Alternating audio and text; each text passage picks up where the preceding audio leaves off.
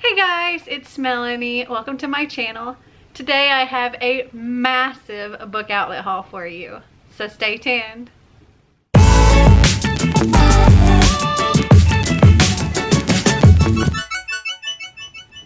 So as you may have seen from the thumbnail, I have a giant box of books that I ordered from Book Outlet. I went a little crazy with their clearance books, so I got a whole bunch for not a whole lot. So I'm just gonna dig right in and show you what all I got. Okay, we got some paper,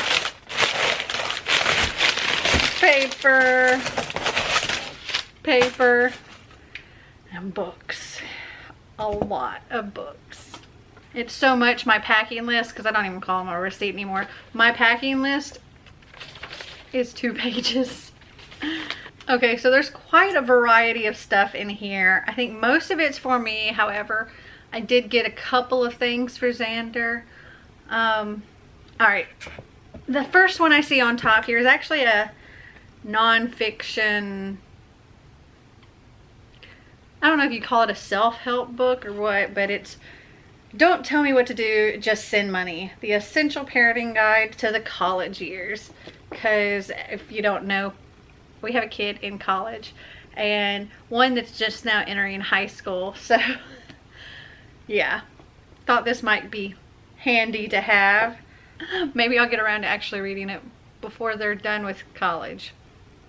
Okay, so I pulled up on my phone the order so that I could tell you the price of everything.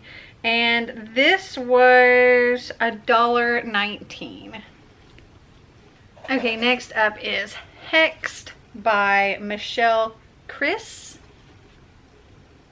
This says, something witchy this way comes. Indigo Blackwood is a popular cheerleader with a football star boyfriend and cool friends. On the surface, her life looks perfect. But when a guy dies violently right before her eyes and an ancient family Bible is stolen, Indy's world spirals into darkness. Turns out Indy isn't just a normal teenager. She has a destiny. And it involves much more than pom-poms and parties. If she doesn't get that book back, every witch in existence will die. And that's seriously bad news for Indy, because according to Bishop, the hot warlock who has an uncanny knowledge of everything that matters, she's a witch too. Indy is about to uncover the many shadowy truths about her life and a supernatural future unlike any she ever imagined, on top of the cheer pyramid. I thought this sounded really cute. It says there's bonus content inside. Oh, so there's like a sneak peek to the sequel Charmed, which I believe is already out. And there's a digital short story called Blackwood as well. Oh, and then there's a Q&A with the author. This was 69 cents. Next up we have Runaway by Wendelin Van Dranen. This is also a fairly short book. Let's see. It looks like it's only 250 pages. Oh wait, that's including the author's note. 245 pages. And the print is rather on the larger side, I'd say. So this should be a really quick read. This says, Holly's run away before, but this time she actually gets away. And what feels like an escape at first soon becomes a daily struggle for survival. She is smart and resourceful, and she manages to make it all the way across the country on her own. But how long can this go on? It's getting harder and harder to avoid the truth. Holly is now homeless. Runaway is a riveting portrait of a girl just young and stubborn and naive enough to hold out for finding a better place in the world to be. It looks like it's told in like journal or diary entries. So I think this will be a quick read. I think it'll be really interesting. And this was $1.19. Okay, so this next book seems to be part of a series, but the books can be read individually. It follows different characters. I think it's just kind of set in the same world, so you don't actually have to read them in order. That is Storm Chaser by Cherry Adair. And this says, desire runs deep. Somewhere off the coast of Greece, A king's ransom in gold, emeralds, and silver coins lies waiting at the bottom of the sea. Finding this ancient treasure would be a dream come true for marine archaeologist Callista West. But that's not why she's here. She didn't climb aboard Jonah Cutter's magnificent yacht seeking fortune or fame. She's come for revenge against the sexiest, most seductive modern-day pirate she's ever encountered. Like his famous half-brothers, Jonah is a master of salvaging ships and driving women mad with his movie star looks and raw animal magnetism. Tall, dark, and devastating, he manages to make Callie forget her mission. Every moment they share under the hot Mediterranean sun is an erotically charged adventure neither can resist. But when Callie discovers what he's really after, the lost city of Atlantis, is it too late to change the course of her heart or go all in with the lover of her dreams? This one, I think it's going to be a lot of fun. And I may end up reading this summer. This was $2.69. Okay, so this next book is actually part of a series, and I didn't realize that. I thought it was just 4 stories, but apparently it's 4 novellas. So this is technically book 1.5, and that is Primal by Laura Lee, Michelle Rowan, Jory Strong, and Ava Gray. And I pulled up on Goodreads the first book, which is Nightshade by Michelle Rowan. And this says, Gillian Conrad never believed in vampires until she was unwillingly injected with a serum that was supposed to act as a deadly poison to them. Now, a tormented half-vampire, Declan Reese, wants her blood to destroy the undead kingdom. Unfortunately, the serum has also made her blood irresistible to all vampires, including Declan, whose desire for Gillian is more than mere hunger. And, yeah, when I read about this particular one, I thought it sounded really interesting and didn't realize, like I said, that it was a series. So, I think I will actually look into getting the first book so that I can read this one. And this was $1.29. Next up is Eat Brains Love by Jeff Hart. Zombie book. And it looked like it was going to be cute. I think there's a movie too of this. Which I haven't watched, but I believe I've seen the previews of it. Like Zombies in Love or something. I forget what it's called. It might be called Eat Brains Love. This says, Jake is a slacker burnout whose idea of the perfect last night on Earth is playing video games in his basement. Amanda is the most popular girl in school who doesn't even know Jake's name. Cass is the teen psychic sent by the government to hunt them down. Until last week, Jake, Amanda, and Cass had no reason to think their lives would ever intersect. But that was before Jake and Amanda contracted a mysterious zombie virus, devoured half of their senior class, and took off for Iowa in search of a cure. As the two of them grapple with the existential guilt of eating their best friends, and their growing attraction to each other, Cass struggles with a psychic dilemma of her own, one that will lead the 3 of them on an epic journey across the country and make them question what it means to truly be alive, or undead. And this was 89 cents. So this next book was one I thought I already owned, but I didn't have it on my shelves and I couldn't find it. There is a possibility that I do have it and it's packed somewhere that I just haven't found yet, but I know I was interested in it at one point and I'm still kind of interested in it. That is Two-Way Street by Lauren Barnholt. And this is like a road trip. Like this boyfriend and girlfriend plan this road trip and then they end up breaking up right before it, but they still end up having to go on this trip together. And yeah. This says, there are 2 sides to every breakup. This is Jordan and Courtney, totally in love.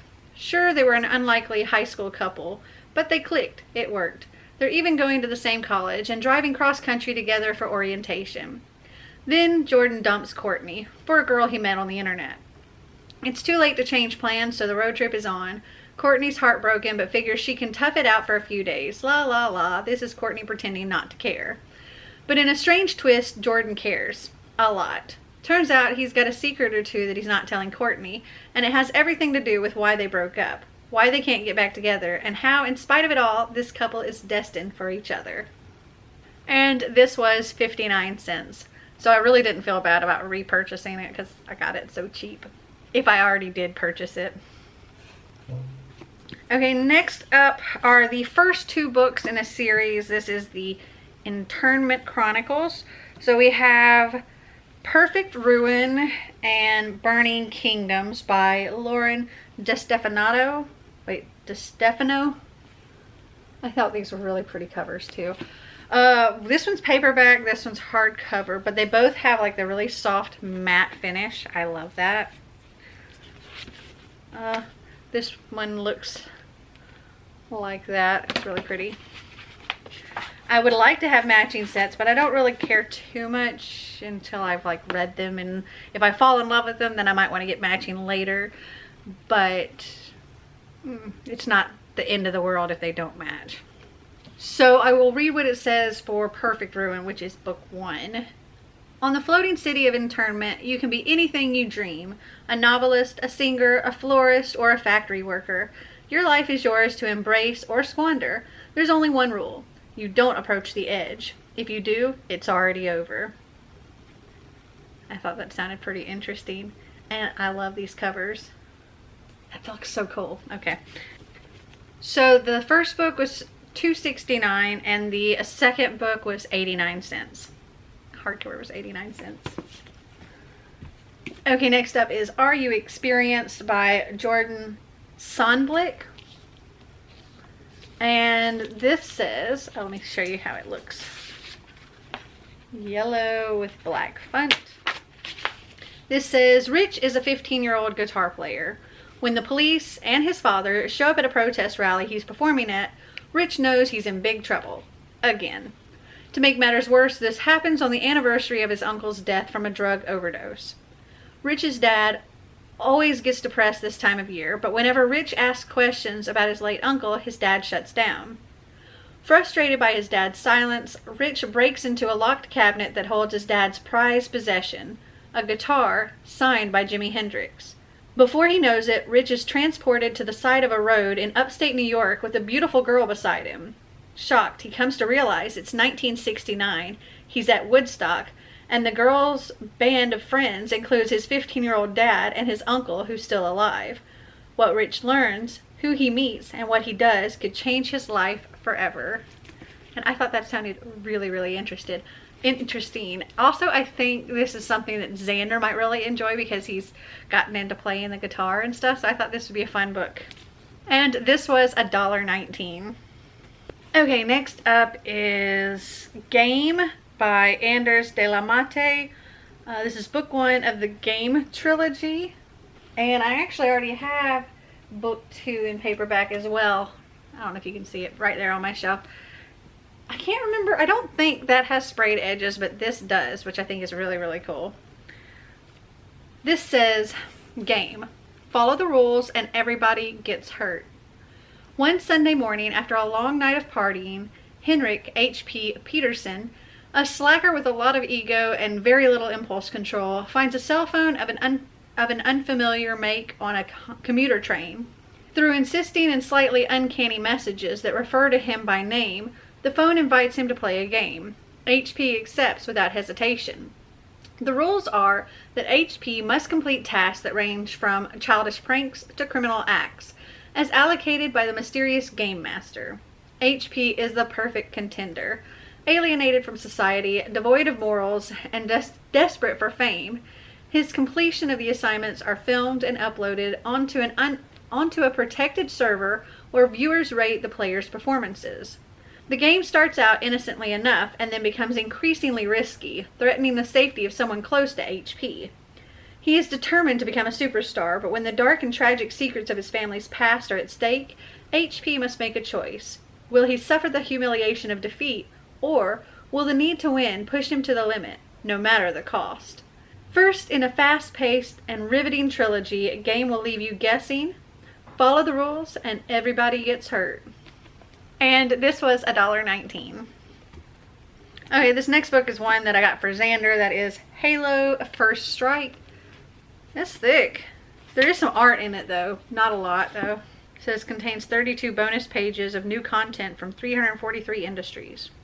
Reach fell, and when hope seemed lost, humanity stood face to face with the possible extinction of all life in the galaxy and lived to tell the tale. But that was just one epic battle, and the war rages on. The Covenant shows no mercy as they continue to assault every human world they can find. But in their way lies humanity's greatest champion, Spartan 117, the Master Chief. Together with his AI companion Cortana and the last remaining Spartans, the fight continues on two fronts. One takes a crew of Spartans to a charged surface of Reach, the only planet they've ever known as home. But beneath the surface, Dr. Halsey has discovered an ancient secret, one that could alter the course of the war. Meanwhile, Master Chief and Cortana head toward a gathering of Covenant warships because the UNSC's worst nightmare has come true. The Covenant has discovered the location of Earth and is forming a massive fleet to destroy it, and all who oppose the will of the prophets. This was $1.89. Okay, next up is Lessons in Seduction by Sarah Bennett. And this says, what is prim and proper Miss Viviana Greentree to do when her precious haven for orphans is threatened? She has no choice but to turn to the owner of the property, Sir Oliver Montgomery, yet the heartless scoundrel refuses to be swayed by reason. So Viviana must resort to other means of persuasion. Under the tutelage of Madame Aphrodite, London's most notorious courtesan, Vivian is determined to learn the sinuous secrets that will render a man weak with desire, to melt Oliver's stony heart with a kiss, a caress, and a promise. But as her encounters with Oliver become more intense, Viviana unexpectedly discovers a fiery passion that leaves her breathless, and soon it becomes unclear exactly who is seducing whom. And this, it's not a scratch and dent, but it kind of got a little damaged in packaging, just a little bit. So the back page has a little fold pressed into it. I might be able to flatten that out. But this was $1.19. Okay, next up is It Night or Day by Fern Schumer Chapman. And this is based on true events. This says, it's 1938 and 12-year-old Edith is about to move from the tiny German village she's lived in all her life to a place that seems as foreign as the moon, Chicago, Illinois. And she will be doing it all alone. This dramatic and chilling novel about one girl's escape from Hitler's Germany was inspired by the experiences of the author's mother, one of 1,200 children rescued by Americans as part of the 1,000 Children Project.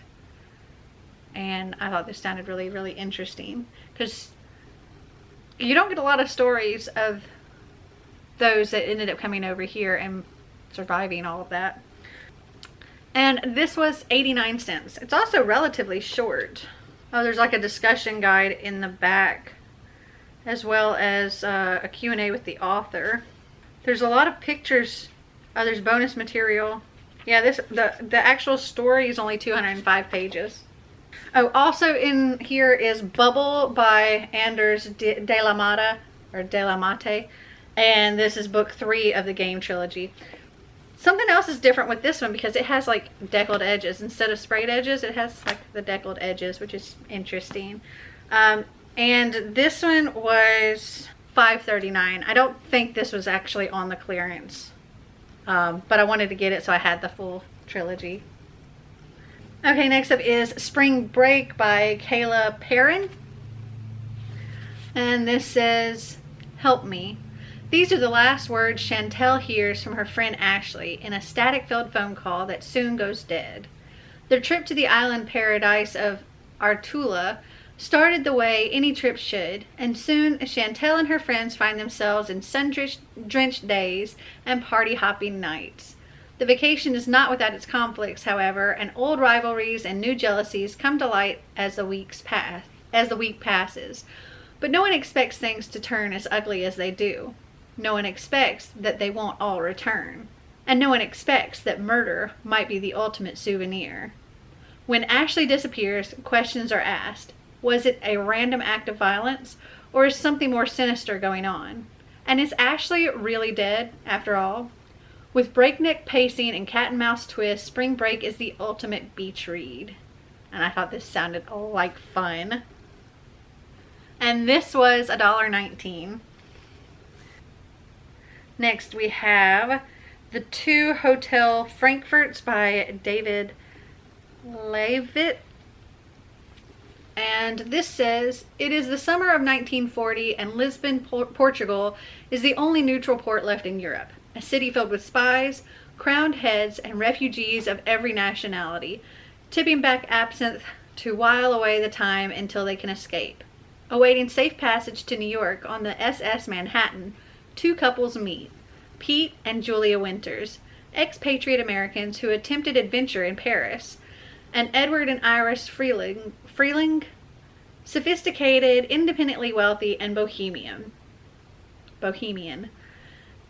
And as Portugal's neutrality and the world's future hang in the balance, the hidden threads in the lives of these four characters begin to come loose. And this is also a relatively short book. It's only 253 pages. This one is also $1.19. Okay, next up is You Don't Know Me by David Class. This back, let me see if it says it on the inside. The back really doesn't tell you anything. Yeah. So I've pulled it up on Goodreads so I can tell you what it says. John, my father named me after a toilet. Wrestles with certainty that no one really knows him, not in his miserable home, and certainly not at school. It's true that no one can guess his hidden thoughts, which are hilarious, razor-sharp observations about lust, love, tubas, algebra, everything. And then there's his home. His father ran off years ago, so he's being raised by his mother, who works long hours, and her boyfriend, whom John calls the man who is not and never will be my father. This man is his enemy, an abusive disciplinarian who seems to want to kill John, and in a horrible final confrontation nearly succeeds. Moving, wholly involving, original, and emotionally true, You Don't Know Me is a multi-layered novel that presents a winning portrait of an understandably angst-ridden adolescent. And I do believe there's some magical realism in this as well. And this was 79 cents. Okay, next up is Renegade by J.A. Souders. And it's funny because it looked like it was a picture on here, but it's actually, even the person is illustrated. You have to look really close to tell. But this says, since the age of 3, 16-year-old Evelyn Winters has trained to be daughter of the people in the underwater utopia known as Elysium. Selected from hundreds of children for her ideal genes, all her life she's believed that everything is perfect. Her world, her people, the law. But when Gavin Hunter, a surface dweller, accidentally stumbles into Elysium's secluded little world, Evelyn comes to a startling realization. Everything she knows is a lie. Her memories have been altered, her mind and body aren't under her own control, and the person she knows as Mother is a monster. Together with Gavin, she plans her escape, only to learn that her own mind is a ticking time bomb, and Mother has one last secret that could destroy them all. I thought that sounded so interesting. And this was $1.19. Okay, this next one is actually a standalone companion to another book. So I think you can read this by itself since it says standalone companion.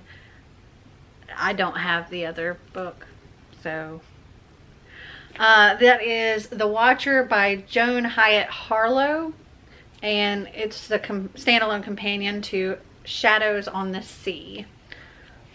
I looked it up on Goodreads and it's different characters, so I don't think you have to read the other one. This one says 1942, Berlin, Germany. How did Wendy end up in such a place? Just a few months ago, she was enjoying her time in Maine, supporting the American war effort. But she was kidnapped, then betrayed by her own mother, who was actually a Nazi spy. As a new Berliner, and now a German, Wendy is expected to speak a language she's never known and support a cause she doesn't believe in. There are allies, though, among the Germans. Allies who have been watching Wendy since she arrived. and Wendy, along with her new German Shepherd puppy, must confront them. Her life depends on it. And it looks like this. And I think this, I'm not 100% sure. I do believe this is middle grade. I'm not sure, it might be YA. And this was 89 cents. Next up we have Anywhere But Here by Tanya Lloyd Kai. And this says, ever since his mom died, Cole just feels stuck. His dad acts like a stranger, and Lauren, his picture-perfect girlfriend of 2 years, doesn't understand him anymore. He can't ditch his dad, so Cole breaks up with Lauren. She doesn't take the news very well, and Cole's best friend won't get off his case about it. Now more than ever, Cole wants to graduate and leave his small, suffocating town, and everything is going according to plan, until Cole discovers the one secret that could keep him there, forever. And this was 89 cents. Okay, next up is Quintessence by David Walton. And that looks really cool.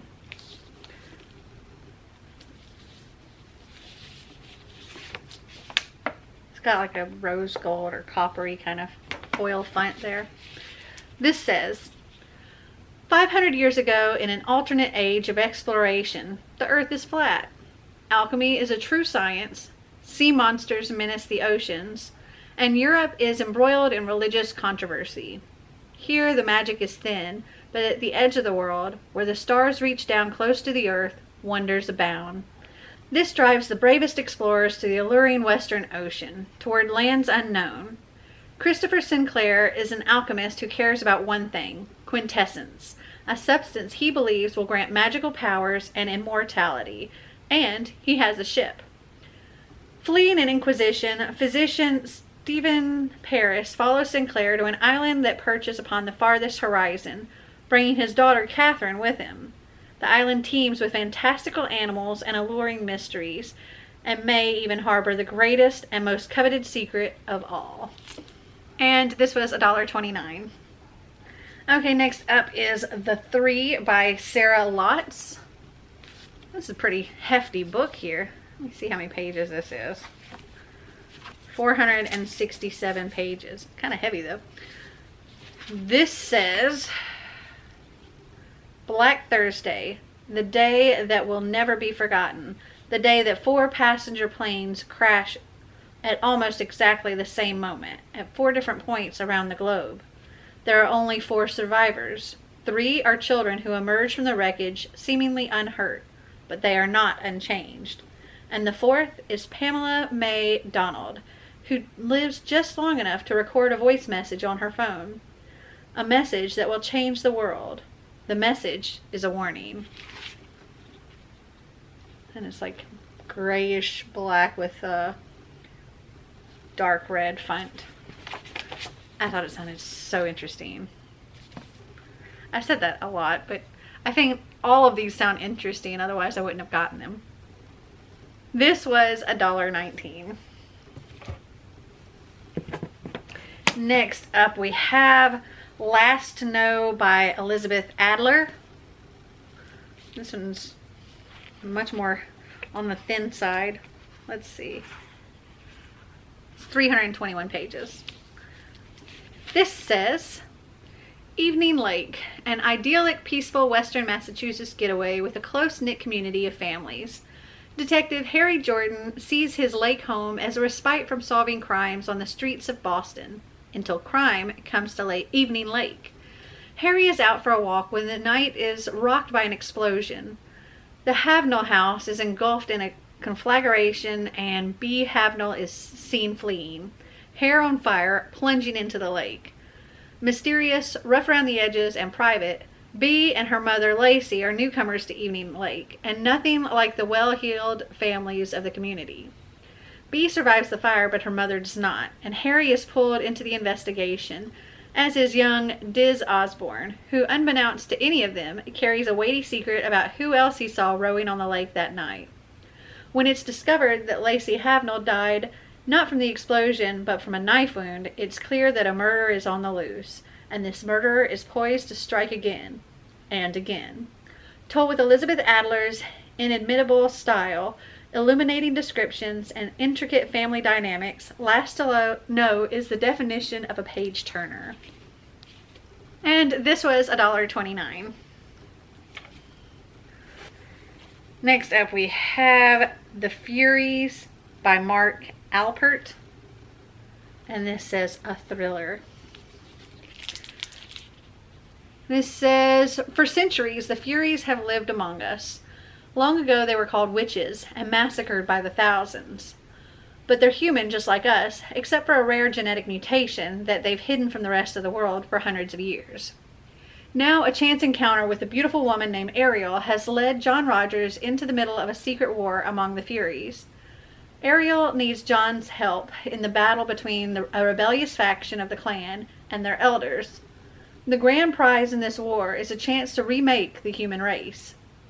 For fans of Michael Crichton, Justin Cronin, and Stephen King, The Furies weaves cutting-edge science into an ingenious thriller showing how a simple genetic twist could have inspired tales of witchcraft and sorcery, and how the paranormal could indeed be possible.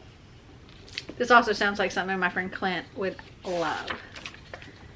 Blue with red font. And this was $1.89. Next up we have What Doesn't Kill Her by Carla Norton.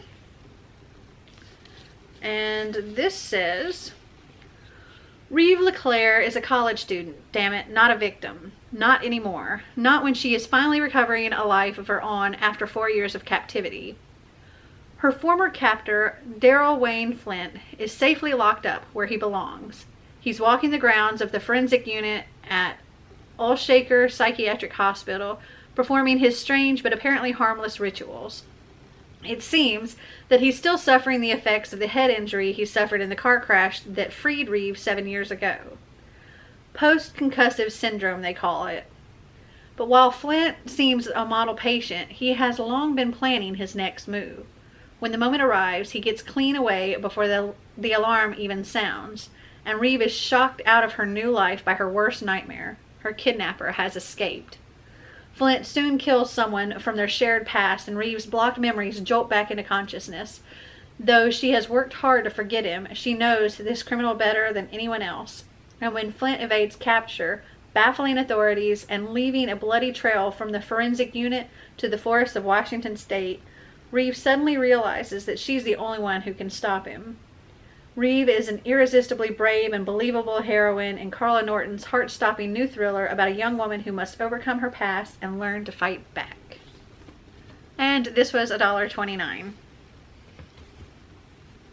Next up we have Arclight by Jocelyn L.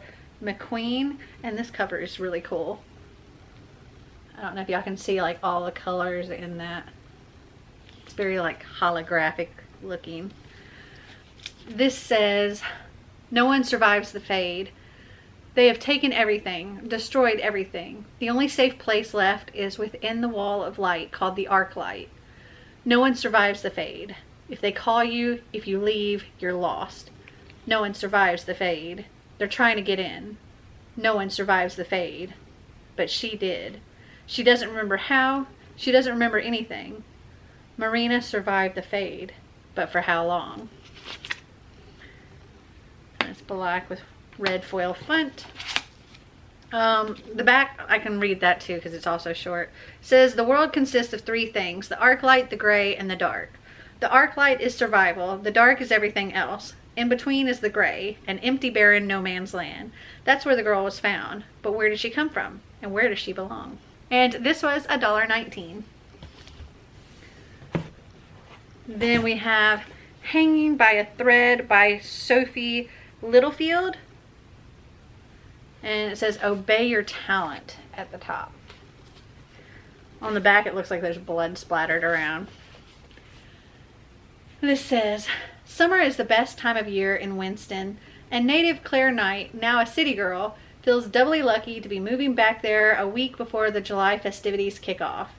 But the perfect town Claire remembers has changed, and everyone is praying that this summer will be different from the last two. That this year's 4th of July festival won't see one of their own vanish without a trace, leaving no leads and no suspects. In a town where appearance means everything, how deep beneath the surface will Claire dig to uncover a murder? This is relatively short too. Only 270 pages. This might make a good summer readathon read. Next we have Oracle by Gina Rosati. And it says, an out-of-body experience goes terribly wrong. It almost feels normal, just 3 friends hiking through the woods, except I have no body. On the surface, there's nothing special about Anna Rogan. She gets average grades, she is not especially popular, and she spends most of her time just hanging out with her best friend Ray. But Anna has a secret. She can astrally project out of her body, allowing her spirit to explore the world and the far reaches of the universe. When there's an accident and Anna's classmate Taylor takes over her body, what was an exhilarating distraction from her oppressive life threatens to become a permanent reality. Faced with the future of never aging, never being seen or heard or touched, Anna turns to Ray for help. Together, Ray and Anna form a plan to set things right, but it doesn't take into account the deeper feelings that are beginning to grow between them. I don't think I've ever read a book quite like this. And this was 89 cents. Okay, the next 2 books are the first 2 books in a series. I think the first one came out in 2014. The second one came out in 2015. But books 3 and 4 on Goodreads, they just say to come. So I guess they're not out yet. But it's been 5 years since the last book. So I don't know if we're going to get a conclusion to this or not. We'll see. But the first 2 books are Lark Rising and Silver Eve. These are the first 2 books in the Guardians of Tarnak series. And I'll read you about book 1, which is Lark Rising. This says, Lark has foreseen 2 things. She will fall for a young man with sage green eyes, and he will kill her. 16-year-old Lark Carew has always been happiest close to home, tending her garden, gathering herbs for her grandmother's medicines, and avoiding the disturbing visions her sight brings her. But when it warns that vicious troll-like troughs will soon invade her village, Lark must set off on a journey far from home to seek help from the legendary riders of Tarnak. Little does Lark suspect that one of the riders, Garain, is the very man who has haunted her visions, or that the people of Tarnak have called her there for a far more dangerous task. Lark is the guardian of life, the first of 4 guardians who must awaken to their powers and recover 4 stolen amulets that together keep the world in balance. To take back the life amulet, Lark will have to discover her true inner strength and give in to a love she swears will be her downfall. In Sandra I don't know how to say her last name. Wog's beautifully written fantasy debut, Lark doesn't just rise, she soars. And this one looks like that. And this one looks like that. I do hope that if I love these, there will eventually be a conclusion, because it would suck to just get like half the story, because I think this is one of the guardians, and then this one's going to be like one of the second guardian, and then book 3 will be a third, and book 4 will be the 4th. So Lark Rising was 69 cents, and Silver Eve was $5.89. I don't think this one was one of the clearance ones. Okay. So the next 2 books I have in here, they are, well, they're kind of combo books. So each of these 2 books has 2 books in it. So really it's 4 books altogether. And they are books 3, 4, 5, and 6 of a series. I do believe, though I'm not 100% sure, I do believe I have the other bind up of book 1 and 2 of this series. I think it's just packed up still. But these are beasts of books. So we have The Rebellion and the Dream Trails. So in the Rebellion, it has books 3 and 4 of the Obernewton Chronicles. The books are called Ashling and the Keeping Place, and for 5 and 6 we have Wave Song and the Stone Key. These things are thick, but again, they are 2 books in one. Like this one's almost 900 pages. I did pull up on Goodreads here. So the bind up that I have, I believe, is called The Seeker, and that is an omnibus of the first 2 books in this dystopian fantasy. It's Obernewton and the Far Seekers, and I'm just going to go up to like the first book, which is called Obernewton, so I can tell you about it. For Elspeth Gordy, freedom is like so much else after the Great White, a memory. It was a time known as the Age of Chaos. In a final explosive flash, everything was destroyed. The few who survived banded together and formed a council for protection. But people like Elspeth, mysteriously born with powerful mental abilities, are feared by the council and hunted down like animals to be destroyed. Her only hope for survival is to keep her power hidden. But is secrecy enough against the terrible power of the council? And I think it's like going to be a really interesting series, but dang, it's thick. Oh, on the back here it shows what the cover of the Seeker looks like. Yeah. So the Rebellion was $4.29, and the Dream Trails was $1.19. So if you count these as 2 books each, I got 35 books from Book Outlet. And I can't hold them all up because there's so many. There's like 2 stacks that come up to here on me from the floor. So there's like 2 stacks that are this tall. And I actually didn't use any rewards for this one, and the sale was so good. But I paid $51.97 before tax. And that's awesome. So like, let me see. I want to do a little math here. So $51.97 divided by 35.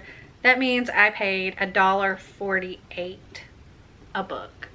So if you count these as only 1 book, then you'd say I got 33 books. So $1.57 for each, which is incredible. And these are all like, except for the one that has a tiny little bend in the back, they're all in like perfect brand new condition, and you just cannot beat those prices at all. I'm obsessed with Book Outlet. So have you guys read any of these books? Did you like them? Did you not? Comment down below and let me know. Well, I hope you enjoyed this video. If you did, give me a big thumbs up. If you'd like to see more videos like this, click that subscribe button down below. And until next time, remember to always be completely you. Bye!